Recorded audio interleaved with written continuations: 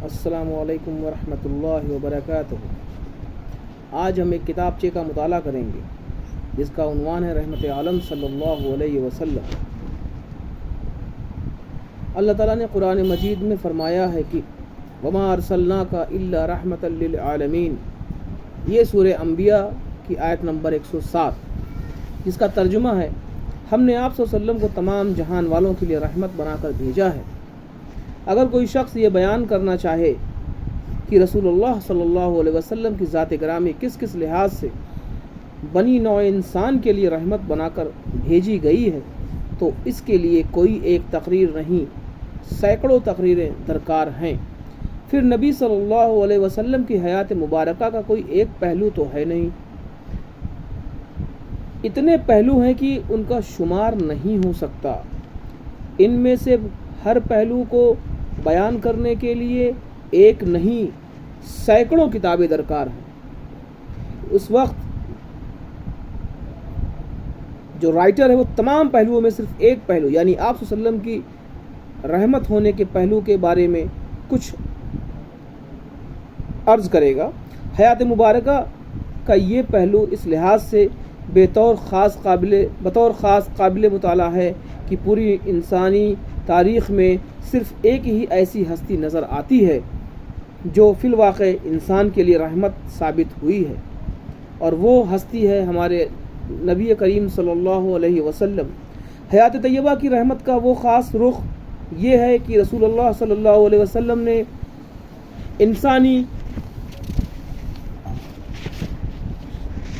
انسانی سماج کے لیے وہ اصول اور ضابطے پیش کیے ہیں جن کی بنیاد پر دنیا بھر کے انسانوں کی ایک برادری بن سکتی ہے، اور انہی اصولوں کی بنیاد پر اگر انسان چاہے تو ایک عالمی ریاست ورلڈ اسٹیٹ کی تشکیل کی جا سکتی ہے۔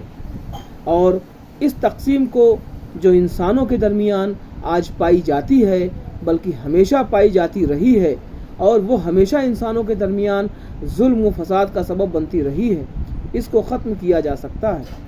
اس چیز کی وضاحت کے لیے میں سب سے پہلے آپ کے سامنے بیان کروں گا کہ انسانی سماج کی تشکیل و تعمیر کے لیے دنیا کی مختلف تہذیبوں نے جو اصول اختیار کیے ہیں وہ انسانوں کو ایک دوسرے سے پھاڑنے والے ہیں، جوڑنے والے نہیں ہیں۔ وہ ایک دوسرے کے مقابلے میں انسانوں کو درندہ بنانے والے ہیں، اور وہ دنیا میں ہمیشہ ظلم و ستم اور کشت و خون کا سبب بنتے رہے ہیں۔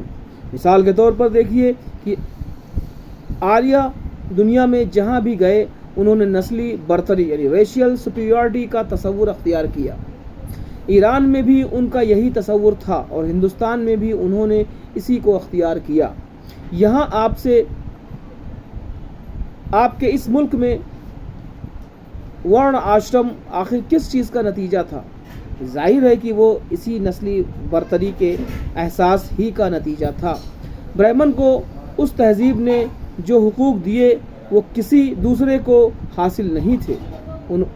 انسانوں کو طبقات میں تقسیم کیا گیا، انہیں مختلف ذاتوں اور جاتیوں میں بانٹ دیا گیا، انہیں برہمن، چھتری، ویش اور شودر میں تقسیم کر دیا گیا، اور یہ تقسیم پیدائشی بنیاد پر تھی۔ کوئی آدمی کوشش بھی کرے تو برہمن نہیں بن سکتا، کیونکہ جو برہمن پیدا ہوا ہے وہ برہمن ہی رہے گا۔ آدمی کو کوشش بھی کرے بھی تو شودر ہونے سے نہیں نکل سکتا، کیونکہ جو شودر پیدا ہوا ہے وہ شودر ہی رہے گا، اور اس بنا پر ہمیشہ ذلیل اور پست ہو کر ہی رہے گا۔ اس کا امکان ہی نہیں ہے کہ وہ کوئی شودر کچھ ایسے اصول اختیار کر لے جن کی بنا پر وہ کبھی برہمن کے برابر ہو سکے۔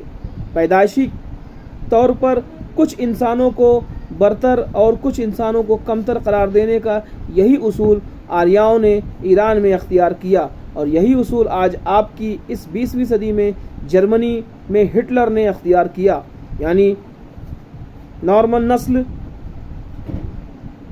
کی حیثیت سے نسلی برتری کا اصول، جس کی بنا پر اس نے کہا کہ جرمنی سب سے بلند اور جرمن قوم دوسری اقوام سے برتر یعنی سپیریئر ہے۔ چنانچہ دوسری تمام قوموں کے مقابلے میں صرف اسے حکومت کرنے کا حق حاصل ہے۔ یہی نسلی برتری کا خیال یہودیوں کے ہاں بھی پایا جاتا ہے۔ انہوں نے بنی اسرائیل کو وہ حیثیت دی جو آریاؤں نے برہمنوں کو دی تھی۔ ان کے قانون اور سماجی اصولوں کے لحاظ سے جو شخص اسرائیلی پیدا نہیں ہوا ہے اسے اسرائیلی سماج میں وہ حقوق حاصل نہیں ہو سکتے جو بنی اسرائیل کو حاصل ہے۔